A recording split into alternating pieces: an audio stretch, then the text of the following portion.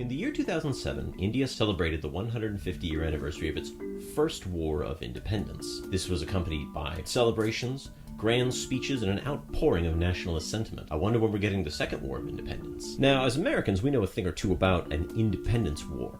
But did we know about India's independence war while it was happening? After all, Americans aren't really known for knowing much about the world beyond, well, America. As it turns out, yes, the Indian War for Independence, known more commonly in the United States as the Sepoy Revolt, was known by Americans at the time, and it made its way into American newspapers. The Sepoy Revolt took place from 1857 to 1858. If you know your time in American history, things were about to get a little Civil War-y. The question of slavery, yes, slavery, divided the nation, and when news of the Sepoy Revolt reached the United States, the responses were also divided. Now, you might imagine that the group of individuals fighting to abolish a race-based forced labor system in the United States would take the side of a rebelling, oppressed people in South Asia, and the literal slaveholders would be on the side of the empire trying to suppress them. You'd think that, but you would be wrong. In fact, you couldn't be any more wrong because it's literally Uno reverse card. The opposite of what happened. If you're wondering how that's even possible, well, stick around.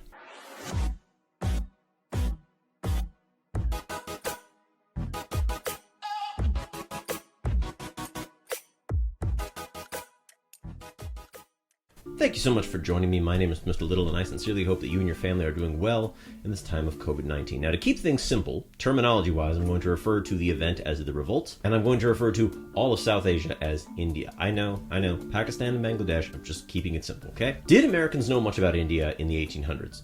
To an extent. For example, American transcendentalists were very aware of India. Henry David Thoreau read many of the Hindu sacred texts, including the Bhagavad Gita, once writing, quote, "I cannot read a sentence in this book of the Hindus that being elevated upon the table of the land of the Ghats," referring to the geography of the Ganges.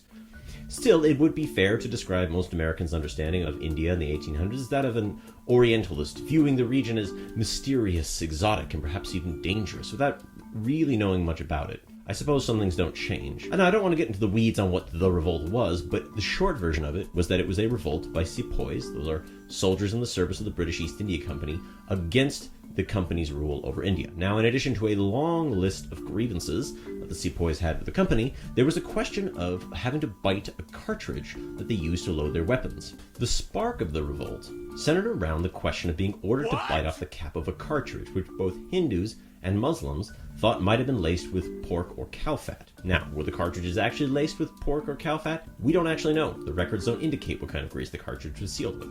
All the same, the revolt lasted about a year and a half and was eventually suppressed by the British Empire.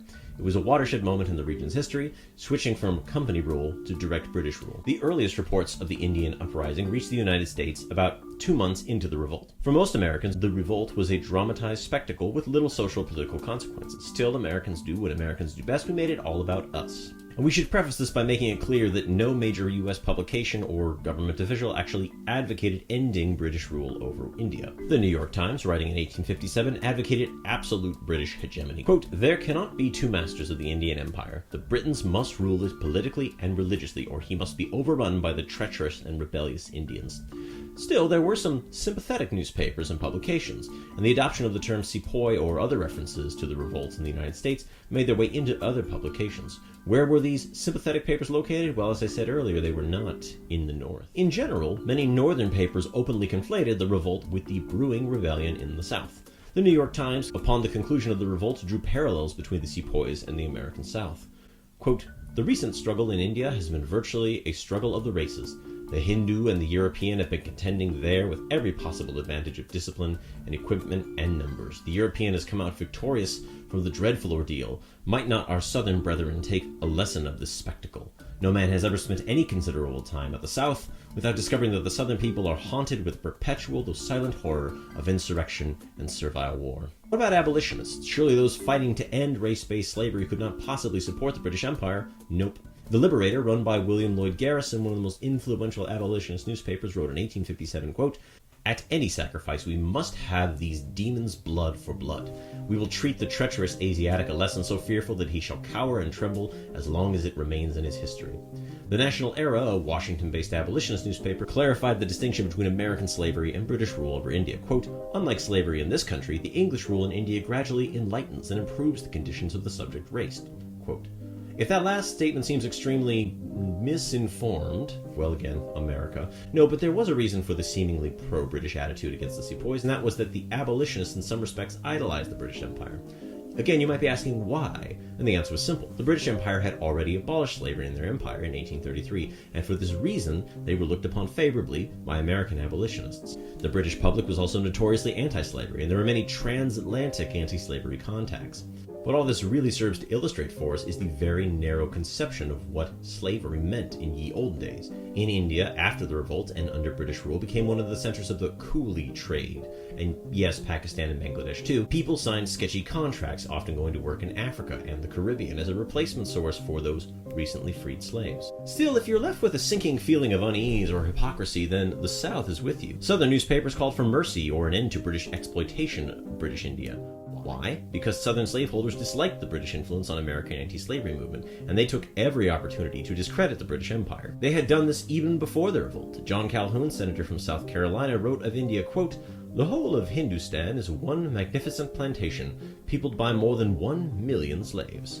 The revolt provided an excellent opportunity to continue this. An article from the Mississippian and the State Gazette informed readers about the British sale of Sepoy prisoners to French Réunion, and asks what is the difference between an African king selling his prisoners of war into slavery instead of killing them, and Queen Victoria, who robs Indians of their lands and then, quote, "because they attempted to regain said lands, prefers to sell or give away her prisoners rather than blow them from the cannon's mouth." In other words, Queen Victoria was as bad as any slaver. Now that might sound good, but remember that's coming from the mouth of probably a slave owner. All of this press didn't end when the revolt itself ended, though. And throughout the US Civil War, Sepoy became code for barbaric or evil. For example, the New York Herald claimed, quote, "The Confederates have degenerated into sepoys and adopt the most cruel and outrageous measures." The semi-weekly Raleigh Register announced, quote, "The federal authorities are really outweighing the sepoys and acts of barbarism and ferocity." Now, what explains this weird alignment of abolitionists calling for suppression and literal slaveholders calling for mercy or an end to exploitation,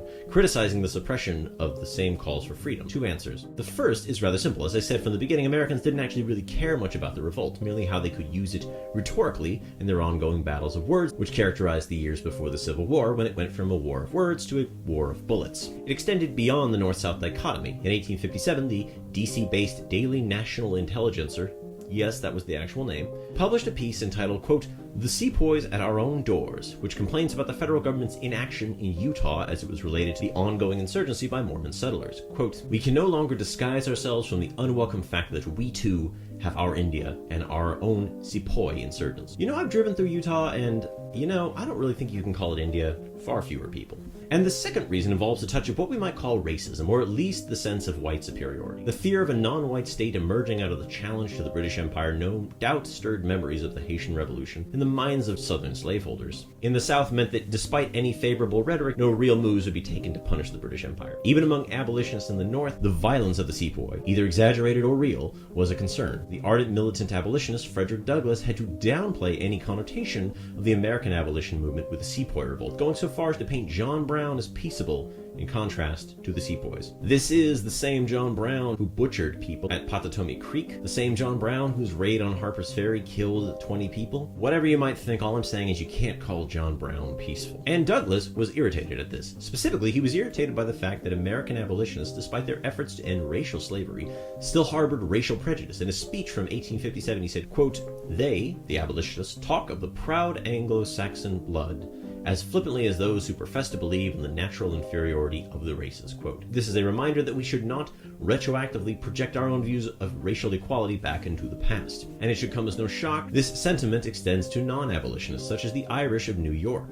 Irish communities in New York did not support the Sepoy Revolt, even though the Irish in Ireland itself raised money and cheered the Sepoys against the United Kingdom. In short, the revolt in India against British rule, while widely reported in the United States, really only acted as a mirror for the interests of rapidly hardening battle lines. Had the revolt happened after the Civil War, or maybe even long before it, then the responses might have been different. But in general, US publications simply read into the Sepoy Revolt what they wanted to, much as American media continues to do to this day with many events around the globe. Well, I certainly hope you found that interesting, and if you do, why not consider subscribing so we can continue to learn interesting things together. You can find me on Twitch. We also have a Discord. All those links are in the description.